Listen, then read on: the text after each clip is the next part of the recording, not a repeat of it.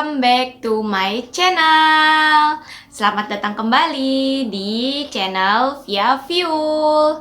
Oke, terima kasih buat yang sudah subscribe.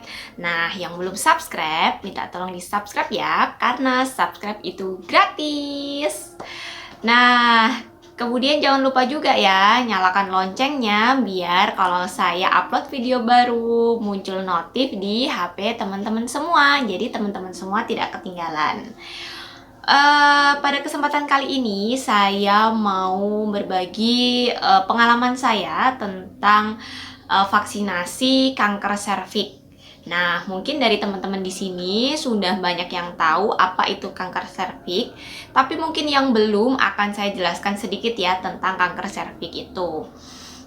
Jadi, kanker serviks itu adalah pertumbuhan sel-sel ganas atau sel-sel yang tidak abnormal yang terjadi pada mulut rahim. Nah, mulut rahim itu bentuknya seperti mulut kita, jadi mencucu begini. Begini ya, itu mulut rahim ini biasanya kalau yang kita melahirkan itu yang dia diukur bukaan 1, bukaan 2 sampai bukaan 10. Nah, di situ itu yang namanya mulut rahim. Nah, di sini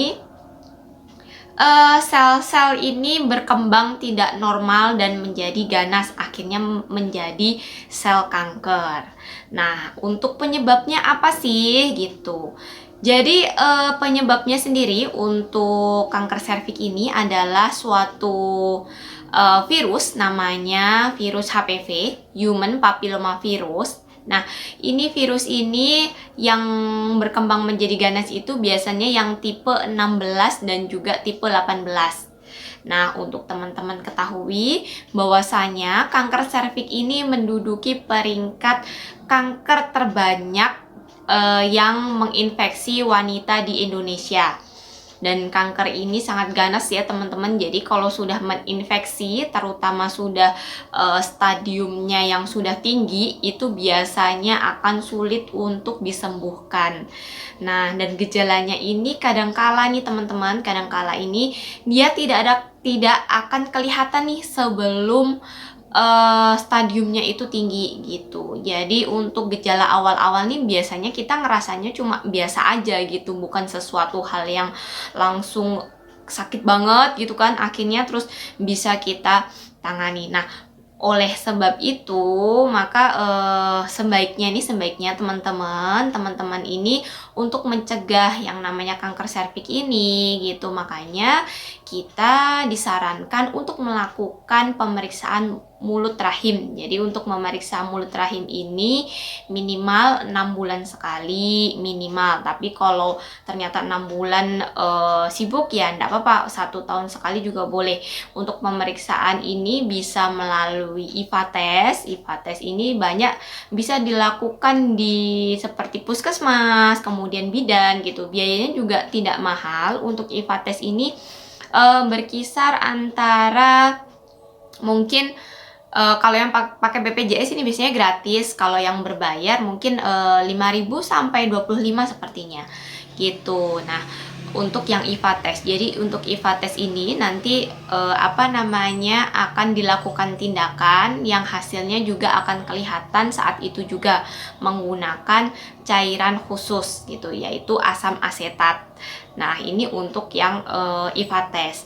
Kemudian ada satu lagi nih pemeriksaan teman-teman, ini namanya pap smear. Nah, pap smear ini untuk mengecek juga ya, mengecek sel-sel yang ada di mulut rahim kita atau serviks kita. Nah, ini biasanya diambil dulu sediaannya. Jadi diambil dulu baru di lab. Nah, ini harus ke laboratorium atau bisa juga teman-teman di klinik atau rumah sakit yang menyediakan untuk pemeriksaan pap smear gitu ya. Jadi untuk harganya sendiri untuk pap smear ini bervariasi ya teman-teman. Harganya ini antara 400.000 sampai 900, bahkan ada yang 1 juta gitu. Jadi tergantung di mana kita melakukan pemeriksaan. Kemudian juga kayaknya sih kalau di semacam klinik untuk laboratorium gitu, kayak Prodia, Paramita Lab itu, dan lab lainnya itu mulai dari 400.000. Jadi 400.000 sampai itu tadi yang saya sampaikan 900.000. Itu untuk kisarannya. Cuma kabar baiknya kalau teman-teman nih yang pengguna BPJS aktif bisa menggunakan BPJS itu 1 kali dalam setahun gratis untuk pemeriksaan pap smear. Tapi tentu saja harus menggunakan rujukan ya teman-teman. Jadi teman-teman nanti minta rujukan dulu ke vaskes satunya, tapi harus dengan keluhan gitu, harus ada keluhannya. Kalau misalkan tidak ada keluhannya gimana gitu? Kalau tidak ada keluhannya biasanya juga tidak bisa dikasih rujukan. Jadi nanti teman-teman bilang aja, saya mengalami keputihan, keputihannya seperti apa? Kalau ditanya ya mungkin biasanya keputihannya ya banyak, kemudian agak berbau, bilang aja gitu. Jadi biar bisa dikasih rujukan untuk nanti cek ke pap smear gitu. Karena yang namanya kanker serviks ini teman-teman, ini tidak akan kelihatan kalau misalnya kita tidak ngecek gitu. Jadi selama kita mikir it's okay gitu kan, aku kayaknya baik-baik aja nih, aku ndak bermasalah gitu kan dengan ininya aku, mulut rahimnya aku gitu. Tetapi ternyata pada saat dicek, wah ternyata sudah merah banget nih untuk mulut rahimnya gitu. Jadi takutnya nanti terlambat ya teman-teman. Jadi silahkan teman-teman ini ngecek minimal 6 bulan. Kalau tidak bisa 6 bulan ya bolehlah 1 tahun sekali. Nah kemudian untuk mencegah yang lain nih, untuk mencegah lagi nanti terjadinya kanker serviks itu melalui vaksinasi. Nah, vaksinasi nanti akan saya jelaskan lebih lanjut. Tapi sebelumnya kita mengenal dulu nih tentang kanker serviks ini penyebabnya apa gitu.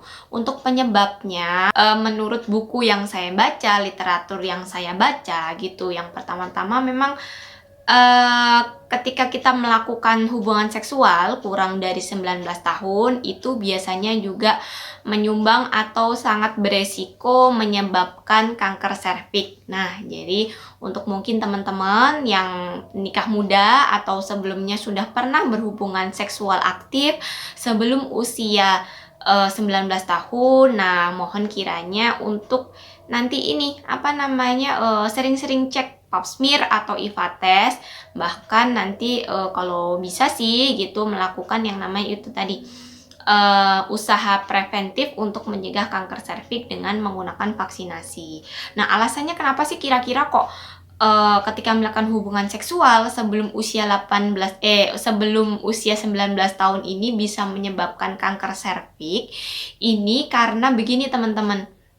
Pada saat usia 19 tahun itu gitu atau sebelum itu sistem reproduksi kita ini sedang berkembang maksimal. Nah, ini tuh tidak boleh ada intervensi ataupun tidak boleh ada rangsangan yang lain seperti mungkin dari penis atau dari benda-benda lainnya yang menyebabkan akhirnya nanti pada saat sel-sel ini berkembang, akhirnya sel-sel ini menjadi berkembangnya tidak normal sehingga menyebabkan keganasan yang bisa mengarah ke kanker serviks gitu. Dan namanya juga kanker serviks ini ya teman-teman, ini perjalanannya ini tidak cepat gitu, enggak setahun 2 tahun. Jadi biasanya butuh waktu paling enggak 10 tahun untuk dia muncul menjadi suatu kanker serviks gitu. Jadi penyebabnya salah satunya itu. Kemudian yang kedua ini biasanya untuk yang perempuan yang biasanya merokok, baik itu merokok aktif. Nah, ini biasanya merokok aktif ini bisa meningkatkan sekitar 2% gitu, meningkatkan resiko untuk terjadi kanker serviks itu 2%-an gitu. Kemudian kalau yang untuk perokok pasif, jadi perokok pasif itu misalkan keluarganya ada yang merokok nih, suaminya atau keluarga lain dalam satu rumah. Nah, ini biasanya kalau perokok pasif ini bisa meningkatkan resiko untuk kanker serviks itu sebesar sekitar 1,6% gitu. Selain itu juga perilaku seksual yang tidak sehat. Contohnya apa? Berganti-ganti pasangan gitu. Jadi berganti-ganti pasangan ini juga bisa menyebabkan atau merupakan suatu resiko untuk nanti terjadinya kanker serviks di mulut rahim kita gitu. Karena yang namanya berganti-ganti pasangan ya, tidak tahu itu virus HPV itu nempel di mana, kan nggak kelihatan ya teman-teman. Virus itu bentuknya kan kita kecil banget nih, nggak bisa kita lihat pakai mata gitu kan. Nah itu yang akhirnya nanti bisa menyebabkan atau beresiko menjadi kanker serviks. Itu selain itu juga ya tentunya pola hidup ya teman-teman. Terlalu banyak makan junk food, kemudian juga makan berpengawet, kemudian juga kurang istirahat, seperti itu pasti juga memicu terjadi keabnormalan pertumbuhan sel di dalam tubuh kita. Itu untuk penyebabnya. Kemudian selain itu kita akan membahas gejalanya. Nah, jadi untuk kanker serviks ini teman-teman, ini gejalanya itu tidak langsung kelihatan gitu. Jadi perjalanannya ini agak lama untuk kanker serviks. Jadi untuk gejalanya sendiri itu juga kadangkala tidak kita sadari gitu. Yang paling banyak sih memang gejala awal itu biasanya adanya keputihan yang banyak, kemudian berbau, kemudian berwarna gitu. Jadi cairan yang keluar dari vagina perempuan nih teman-teman, itu ada cairan cairan lendir masa subur. Ini biasanya dia bening. Dia bening, ketika diginikan itu mulur.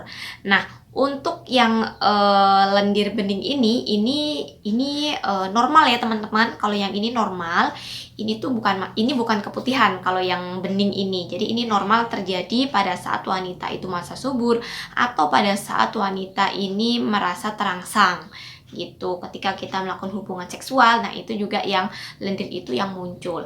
Kalau keputihan itu warnanya benar-benar yang berwarna putih, kadangkala disertai bau yang tidak sedap, kemudian gatal gitu. Kadang-kadang juga warnanya itu hijau, kadang-kadang juga berbusa, atau bahkan seperti susu basi. Nah itu ciri-ciri keputihan yang tidak ini teman-teman, ciri-ciri keputihan yang tidak sehat pada perempuan gitu gejalanya. Terus kadang juga keluar perdarahan pada saat kita melakukan hubungan seksual. Jadi pada saat kita melakukan hubungan seksual kemudian terjadi perdarahan, itu merupakan salah satu kemungkinan terjadi ini mulut rahim kita ini kemungkinan terjadi erosi atau itu tadi mengarah ke kanker serviks. Kemudian selain itu juga adanya sakit di sekitar ini ya teman-teman, radang panggul ya, atau di sekitar panggul ini juga sakit. Ini bisa juga salah satu tanda terjadinya kanker serviks. Kemudian juga terjadi perdarahan yang terus-menerus dan tidak berhenti. Padahal si kita atau perempuan ini biasanya sudah menopause. Jadi kadang ada teman-teman sudah menopause tapi kok haid terus-menerus. Nah, ini bisa merupakan salah satu gejala yang salah satu gejala terjadinya kanker serviks pada tubuh kita gitu. Nah, jadi teman-teman nih, sebelum semuanya terlambat, sebelum terjadinya hal-hal yang seperti itu. Nah, tadi sudah saya sampaikan nih di awal bahwasanya setidaknya kita minimal 6 bulan sekali melakukan IVA test atau pap smear gitu ya teman-teman. Karena apa? Kalau nggak dilihat itu nggak akan kelihatan. Dan biasanya kanker serviks ini teman-teman, kalau sudah muncul gejala yang tadi sudah tak jelaskan itu gitu, kadangkala ini sudah artinya ini sudah stadium lanjut. Dan biasanya kalau sudah stadium yang tinggi atau stadium lanjut ini biasanya susah untuk disembuhkan. Jadi sebelum terlambat teman-teman, lebih baik kita mencegah sebelum terjadi itu. Jadi dengan adanya kita periksa pap smear itu tadi, harapannya apa? Semakin cepat kita tahu ada ndak kelainan di mulut rahim kita, akhirnya kita kalau ada kelainan nih cepat untuk bisa ditangani sehingga tidak berlarut-larut dan akhirnya menjadi kanker serviks yang stadium tinggi gitu ya teman-teman. Nah gitu, jadi selain pap smear, kita juga harus melakukan vaksinasi. Nah, vaksinasi kanker serviks, ini ada 2 jenis teman-teman. Ada yang Cervarix dan juga ada yang Gardasil. Nah, tapi untuk yang mau saya sampaikan ke teman-teman, menurut pengalaman saya ini adalah yang Gardasil gitu. Jadi Gardasil ini adalah suatu vaksin yang bisa untuk mencegah berkembangnya virus HPV itu tadi ya teman-teman. Ini bisa untuk mencegah virus HPV tipe 6, tipe 11, tipe 16 dan juga tipe 18. Jadi selain bisa untuk mencegah kanker serviks, ini bisa juga untuk mencegah infeksi menular seksual yang disebut dengan kondiloma acuminata gitu, atau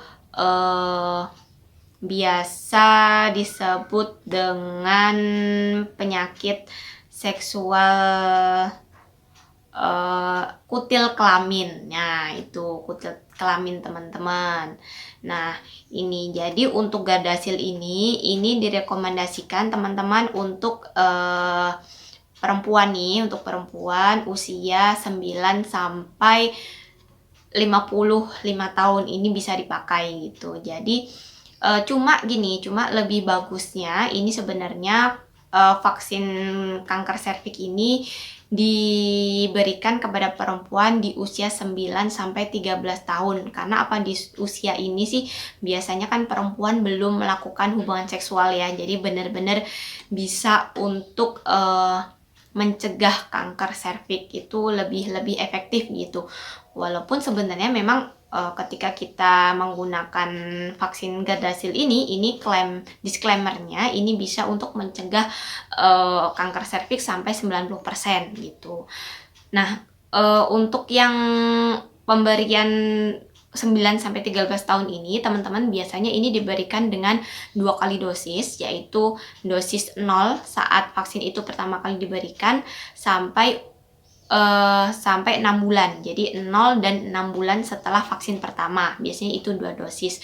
Kalau untuk yang belum melakukan hubungan seksual aktif ini biasanya tidak akan diperiksa pap smear. Jadi kan pasti kan sudah ini ya teman-teman, mulut rahimnya kan pasti masih bagus karena belum pernah terjadi adanya ini ya suatu intervensi gitu. Jadi tidak perlu dilakukan pap smear. Takutnya kalau di pap smear itu kan di tindakannya itu kan pakai alat ya teman-teman, takutnya justru malah merusak selaput darahnya gitu.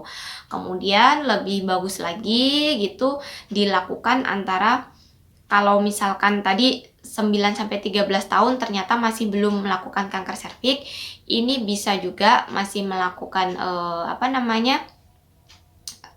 suntikan vaksin Gardasil ini sampai usia 26 tahun. Ini juga masih bagus gitu. Tapi kalau ternyata setelah 26 tahun belum melakukan vaksinasi, ini masih bisa dilanjut sampai usia kita ini 55 tahun. Itu teman-teman. Nah, kalau sudah di atas sudah kalau misalkan kita sudah melakukan hubungan seksual aktif, ini biasanya vaksin Gardasil ini atau vaksin kanker serviks ini akan diberikan dengan 3 kali dosis. Nah, 3 kali dosis ini pada saat 0, kemudian 2 bulan, terus 6 bulan. Jadi 3 kali ya teman-teman. Nah, untuk bagaimana sih untuk teknisnya gitu, teknis untuk melakukan vaksinasi ini, yang pertama-tama memang kita pergi ke klinik atau ke rumah sakit yang menyediakan vaksin HPV. Kemudian kita sampaikan. Setelah itu biasanya kalau kita sudah melakukan hubungan seksual aktif akan diperiksa pap smear dulu. Jadi pap smear ini Ada syaratnya, tapi teman-teman ketika kita mau melakukan pap smear, ketika kita mau melakukan IVA test, ini biasanya ada syaratnya. Yang pertama itu tidak melakukan hubungan seksual kurang lebih 3 hari sebelum pemeriksaan ya. Kemudian yang kedua sedang tidak haid.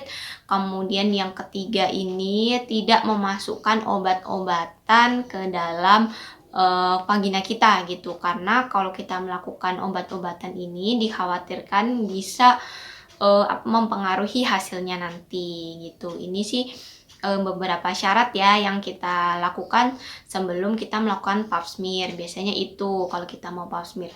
Terus setelah itu kita pap smear, ini tuh nanti dilakukan pap smear. Biayanya ini kalau kemarin pengalaman saya di rumah sakit itu 900.000, karena pap smear-nya ini untuk melakukan vaksinasi. Jadi pemeriksaan ini lebih detail teman-teman untuk yang mau vaksin HPV. Jadi ada pap smear ini lebih khusus lagi daripada pap smear yang biasanya, makanya harganya agak lebih mahal. Tapi juga tergantung dari masing-masing klinik dan juga rumah sakit sih teman-teman. Kadangkala ada yang pap smear itu lebih murah, enggak sampai segitu gitu. Kemudian setelah kita melakukan pap smear gitu, nanti kita akan setelah itu kita akan dilihat dulu hasilnya. Jadi hasilnya itu keluar sekitar 2 minggu. Nah, setelah 2 minggu hasilnya ini keluar, kita balik lagi ke rumah sakit itu. Nah, kita balik lagi ke SPOG-nya. Nah, biasanya nanti SPOG ini akan melihat teman-teman hasilnya. Kalau misalkan hasilnya dinilai bagus, maka saat itu juga kita akan dilakukan vaksinasi HPV yang pertama. Nah, vaksinasinya itu kalau saya kemarin yang pertama itu dosisnya sih 0,5 ya mili, kemudian dilakukan di sebelah kiri, karena sebelah kiri ini yang jarang saya pakai untuk kerja karena saya tidak kidal, jadi pakainya pakai tangan kanan gitu. Jadi yang divaksin sebelah kiri. Rasanya ya lumayan sakit sih, sakit pada saat disuntik gitu. Setelah itu paling kemeng-kemeng gitu ya, biasa kayak kita vaksin gitu, tapi maksudnya aman lah, kita masih bisa ini, ndak sampai yang kayak demam gini-gini kayak yang vaksinasi COVID kemarin, ndak. Jadi ini lebih paling efeknya itu di topikal aja, di tempat dimana kita disuntik. Itu untuk 1 kali suntik, kalau tempat saya kemarin itu 1.430 sekian gitu. Jadi itu sudah termasuk obat dan juga jasa penyuntikan oleh dokter spesialis itu tadi ya teman-teman. Nah, ini harganya ini juga macam-macam teman-teman. Karena apa? Karena 2 tahun lalu gitu sebenarnya saya sudah ditawarin sih untuk vaksin Gardasil ini, tapi entah kenapa kok kemarin itu saya belum ini ya, belum terpanggil gitu. Sebenarnya sudah ada niat dari lama tapi belum ini gitu.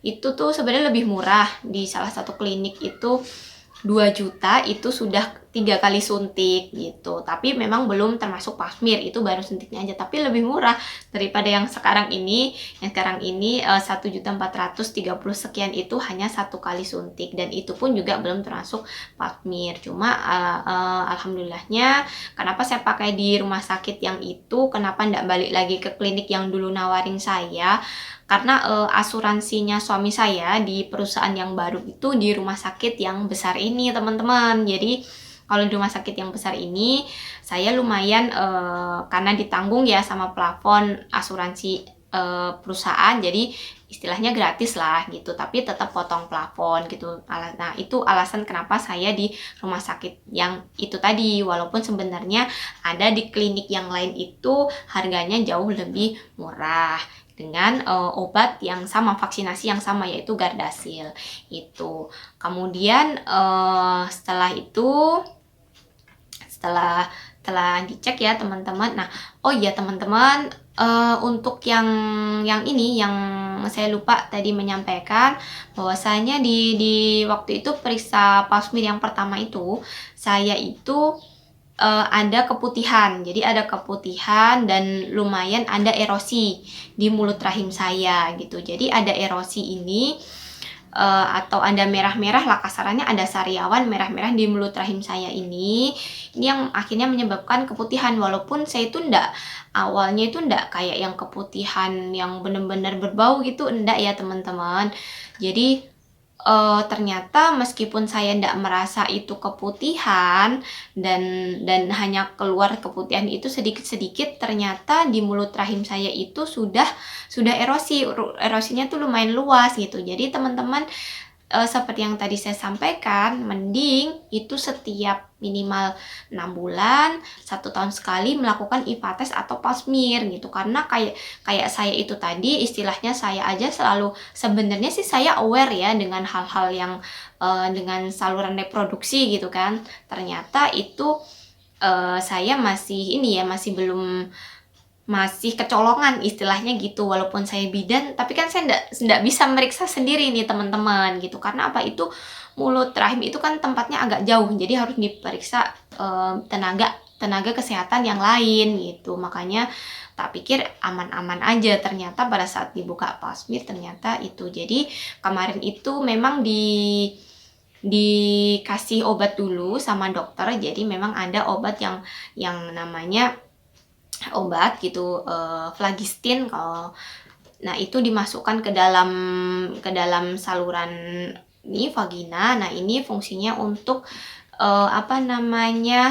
untuk membunuh bakteri penyebab keputihan itu gitu. Tapi ya syukur alhamdulillah itu tadi hasil pap smear-nya tidak ada mengarah ke keganasan menuju kanker serviks. Akhirnya saya bisa divaksin Gardasil untuk yang pertama kali. Itu ya teman-teman ya, tadi saya agak kelewatan untuk ininya ceritanya gitu. Jadi setelah itu kemudian vaksin yang kedua ini. Nah, ini teman-teman, tadi yang vaksin pertama ini dikasih buku ya teman-teman ya, dikasih kayak buku catatan gini. Ini adalah buku kartu kayak semacam kartu KB, tapi ini kartu vaksinasi gitu. Jadi ini untuk yang pertama kali kemarin ya teman-teman. Yang untuk yang pertama kali itu ini. Nih, saya pertama kali itu tanggal 13 Januari 2022, kemudian saya diarahkan untuk kembali lagi 2 bulan setelahnya, itu di tanggal 1 bulan 3 bulan Maret. Jadi saya kembali di tanggal 1 bulan 3 ini saya vaksinasi HPV untuk yang kedua kalinya. Ini karena kemarin itu saya bilang saya masih ada keluhan ya, sedikit keputihan gitu, makanya sebelum vaksinasi itu saya diperiksa lagi, periksa dalam oleh dokternya, diperiksa mulut rahim saya gitu. Tapi setelah diperiksa alhamdulillah itu yang 2 bulan lalu itu merah, kemudian erosi, banyak sariawan, alhamdulillah setelah pengobatan dan juga setelah vaksin yang pertama itu mulut rahim saya sudah bagus dan sudah tidak ada lagi keputihan dan juga bentol sariawan itu tadi ya teman-teman, erosinya sudah tidak ada gitu. Jadi keputihan yang saya alami itu adalah keputihan normal pada saat saya mau haid. Itu untuk yang kedua sama penyuntikan di sini ya teman-teman, penyuntikan di sini. Cuma karena waktu itu tuh zaman-zamannya vaksin COVID yang kedua, jadi saya diarahkan oleh dokter itu kalau mau vaksin COVID yang kedua itu minimal 2 minggu setelah penyuntikan vaksin HPV ini gitu. Jadi sama penyuntikannya dosisnya 0,5 mili, kemudian disuntiknya di kiri juga itu. Nah, setelah itu berarti kan tadi penyuntikan pertama sudah, lalu penyuntikan kedua, terus penyuntikan ketiga. Nah, penyuntikan ketiga ini hari ini ya teman-teman, tadi hari ini tanggal 1 bulan Juli tahun 2022 ini penyuntikan ketiga. Ini tadi alhamdulillah tidak ada masalah ya. Nah ini tadi tuh saya pas haid gitu, jadi tidak ada masalah juga, haid itu it's okay. Terus akhirnya dokter juga langsung, karena tensi saya bagus, kemudian tanda vital saya yang lain tuh juga bagus, juga langsung disuntik di sebelah kiri juga dengan dosis yang sama 0,5 mili. Dan untuk biayanya juga masih sama ya teman-teman, karena sekali penyuntikan itu biayanya 1.430.000 sekian gitu. Untuk notanya nggak bisa saya kasih lihat ya, karena saya kan pakai kartu perusahaan suami, jadi sudah di situ teman-teman. Jadi untuk apa namanya, struknya nota pembayaran itu nggak dikasih ke saya gitu, jadi langsung disimpan oleh pihak rumah sakit gitu. Nah ini tadi kebalik. Nah jadi ini teman-teman. Nah ini alhamdulillah saya sudah lulus, sudah 3 kali vaksinasi di usia saya sekarang 32 tahun gitu. Nah jadi buat teman-teman nih gitu, teman-teman yang belum melaksanakan vaksinasi HPV, kemudian masih takut-takut juga untuk melakukan IVA test atau melakukan pap smear. Nah mulai sekarang tolong mindset kita diubah ya teman-teman, karena apa? Kalau bukan diri kita, siapa lagi gitu yang bakal sayang ke diri kita. Dan kalau kita ini ya, mulut rahim, kemudian saluran reproduksi kita itu adalah mahkota wanita. Karena apa teman-teman? Karena yaitu tadi, yang namanya saluran reproduksi adalah ini harkat dan martabatnya wanita ya teman-teman. Jangan sampai ketika ada sesuatu yang bermasalah dengan mulut rahim kita, dengan saluran reproduksi kita, akhirnya apa? Takutnya nanti membuat keharmonisan rumah tangga kita itu jadi berkurang. Kemudian akhirnya apa? Hubungan antara teman-teman dengan suami itu akhirnya jadi renggang. Nah itu mulai sekarang tolong teman-teman jangan takut lagi untuk memeriksakan diri ya. Kalau ada budget lebih itu tolong untuk melakukan vaksinasi kanker serviks. Atau mungkin bisa juga nih, kadang ini kita bisa nabung mulai dari sekarang ya. Ketika teman-teman melihat video saya ini, tolong teman-teman sisihkan uangnya gitu untuk menabung untuk vaksinasi HPV. Mungkin jangan dilihat saya, itu mbaknya enak gitu kan, difasilitasi pakai asuransi perusahaan gitu.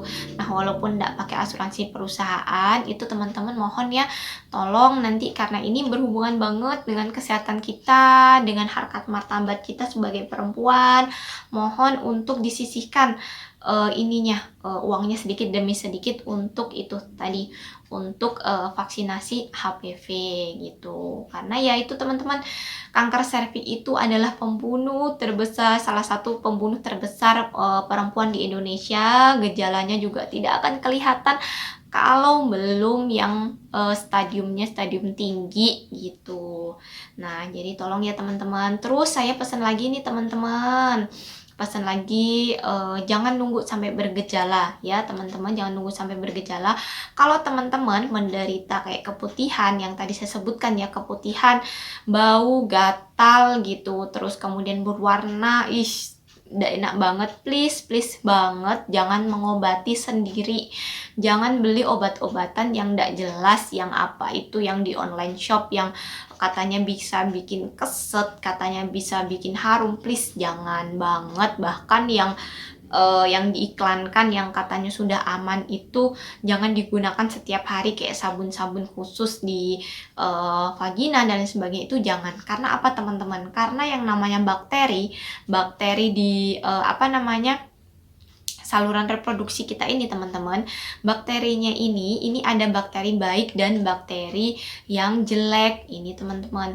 Kalau misalkan nih teman-teman ini sembarangan nih menggunakan alat-alat nih, menggunakan alat sembarangan, menggunakan obat-obatan sembarangan, takutnya obat-obatan ini juga bisa membunuh bakteri baik gitu. Jadi perlindungan di saluran reproduksi kita ini hanya ada dua teman-teman, karena saluran reproduksi kita ini kan lebar ya, nggak kayak laki-laki yang sempit. Ini lebar, gampang banget ini bakteri itu masuk. Nah, kalau sudah bakteri baik ini ikut mati gara-gara tadi teman-teman kasih sembarangan obat, akhirnya apa? Ketika ada infeksi bakteri jahat di reproduksi kita, ini akhirnya apa? Bakteri baik ini tidak cukup untuk melawan. Akhirnya ya kita akhirnya terkena penyakit, entah itu infeksi, entah itu radang gitu. Jadi saya pesan nih teman-teman, jangan percaya sama iklan-iklan yang bisa menyebabkan keset suami nempel terus, please jangan itu ya, jangan ya teman-teman ya, karena sejatinya dari dokter SPOG itu sendiri juga menyarankan untuk penggunaan obat-obatan itu tidak disarankan gitu, dan disarankan hanya menggunakan air bersih saja gitu. Terus ada tips nih dari dokter SPOG saya, kalau untuk membersihkan. Nah, kalau ibu mau teman-teman mau membersihkan nih, bisa setelah haid itu bisa menggunakan kasa steril, kemudian pakai air hangat dimasukkan untuk membersihkan ini saluran reproduksi kita gitu. Jadi nggak usah dikasih macam-macam, kasih alkohol lah, kasih ini itu nggak usah gitu. Terus juga mungkin ada yang tanya bagaimana kalau kita cebok pakai sirih gitu. Nah, sebenarnya sirih itu bisa untuk melawan bakteri ya teman-teman. Cuma nah kita tuh nggak tahu seberapa kandungan sirih itu bisa untuk membunuh bakteri. Takutnya sama dengan yang sabun-sabun tadi, takutnya bisa juga menyebabkan si bakteri baik itu juga ikut mati gitu. Nah, selain itu juga saya mau mengingatkan nih, kewanitaan kita ini harus selalu dijaga. Kalau cebok, jangan lupa teman-teman, ceboknya dari depan ke belakang, biar bakteri yang dari anus ini tidak masuk ke dalam saluran reproduksi kita. Selain itu, pakai celana katun yang menyerap, yang jangan terlalu ketat, jangan ketat banget, jangan terus-terusan pakai celana jeans, pakai legging yang ketat. Karena apa? Yang ketat-ketat itu membuat bakteri jahat mudah berkembang. Itu terus kemudian juga pemakaian apa namanya teman-teman, pembalut itu juga harus di ini ya teman-teman. Jadi pembalut itu minimal 4 jam sekali, baik itu penuh baik itu enggak, mohon diganti. Karena apa? Karena kalau tidak diganti itu bakteri jahat juga akan gampang sekali berkembang di daerah kewanitaan kita, sehingga bisa menyebabkan infeksi. Nah, itu ya teman-teman, mungkin tips dari saya. Kemudian itu tadi saya sharing tentang pengalaman saya vaksinasi kanker serviks merek Gardasil ya teman-teman. Doakan saya selalu sehat. Kemudian saya berharap teman-teman juga selalu sehat, bisa melakukan IVA test, pap smear minimal 6 bulan sekali. Kemudian juga kalau mau 1 tahun karena keterbatasan ya 1 tahun sekali juga enggak apa-apa. Yang penting adalah setiap 1 tahun itu periksa mulut rahim. Terus juga saya mudahan teman-teman juga bisa melakukan vaksinasi kanker serviks. Nah, mungkin itu dulu ya teman-teman yang bisa saya sampaikan. Nah, kalau teman-teman nih misalkan mau berdiskusi, mau berkomentar, silahkan tulis di kolom komentar, nanti akan saya bales. Dan jangan lupa teman-teman subscribe ya, biar saya semakin bersemangat lagi, semakin maju dalam memberikan informasi-informasi dan konten-konten yang berkualitas lainnya. Terima kasih banyak, bye bye. Jangan lupa subscribe via View Channel. Terima kasih.